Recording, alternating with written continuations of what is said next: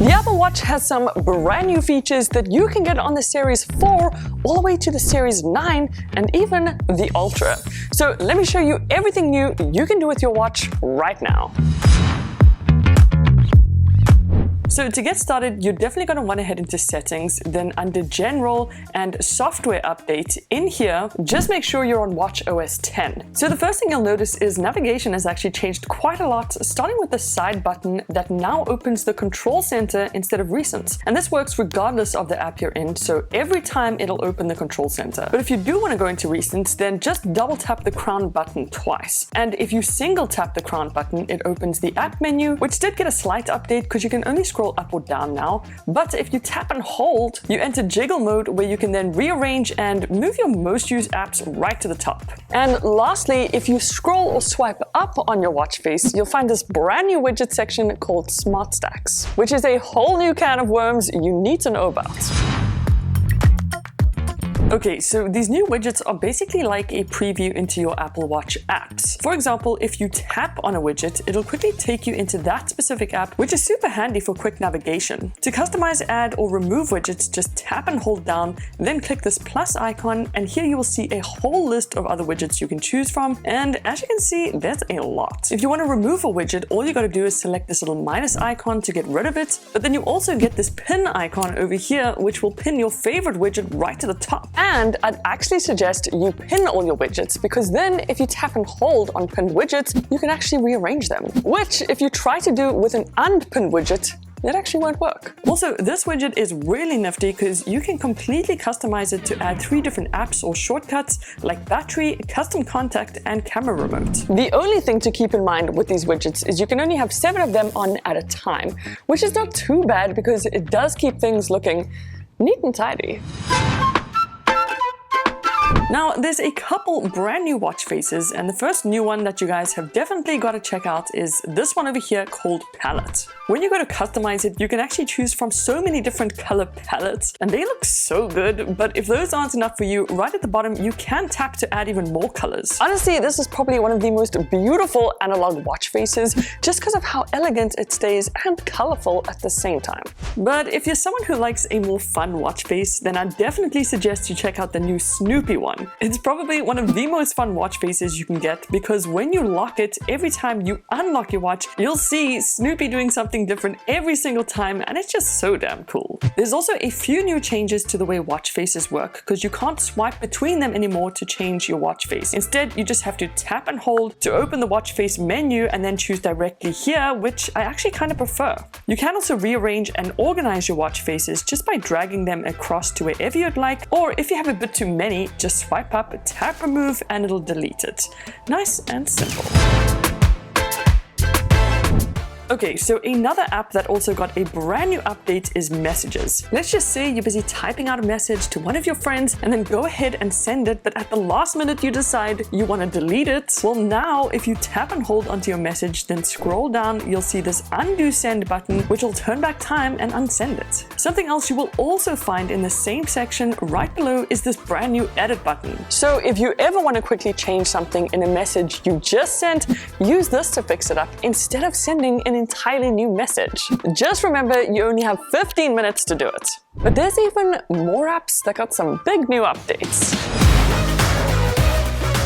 So one of the apps that got a pretty big new update is Maps. It has some great new features, like when you press this button, it turns on a radius ring, and as you scroll out, you can actually see exactly how long it would take for you to walk from your current location to the edge of that radius ring. And if you tap and hold, you'll actually get these settings where you can change it from your time to distance. So instead, now when you zoom out, instead of seeing time, you'll see how far it is from your location. So nifty. Something else that's also super handy is if you tap the search icon here and scroll down, you'll find this nearby section which you can use to instantly find any gas stations or restaurants around you, which you can either see on the map or in this list view with a couple extra details. But probably one of my favorite features is if you tap and hold, you can actually change from this explore mode to this transit mode. And basically with transit mode turned on, your maps will show you all the different transport routes available, like trains, trams, the metro, and pretty much any other form of transportation in your city. And if you tap on any transit route, you'll get more information like directions, departure times, connections, and even photos of it. All that on your wrist.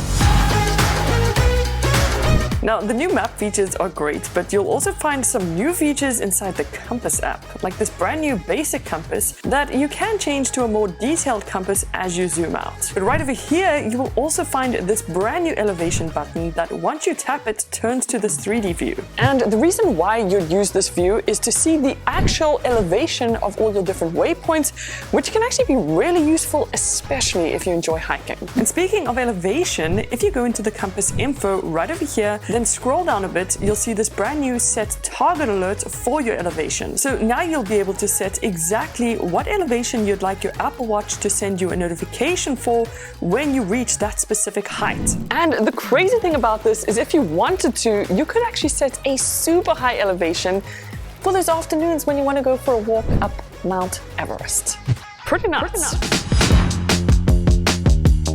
Okay, check this out. Inside settings, there's a brand new health feature that is super hidden, which you'll find inside privacy and security, then in health, called time in daylight, which you should definitely turn on. Now your Apple Watch will detect exactly how much time you've spent in daylight using its built-in sensors. And the reason why this is important is because the amount of time you actually spend in the sun can really affect your mood and of course the vitamin D levels in your body.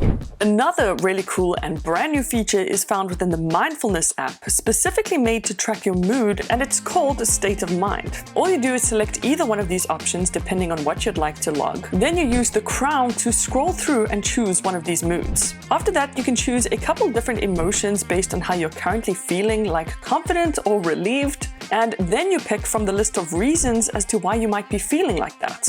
It's actually a really cool thing to keep track of, and if you ever want to see your mood logs, then you can actually go into the health app on your iPhone under the mental well-being tab, and in here you will see all your logs, including your life factors that might actually be affecting your overall mood, like the amount of time you spend in daylight.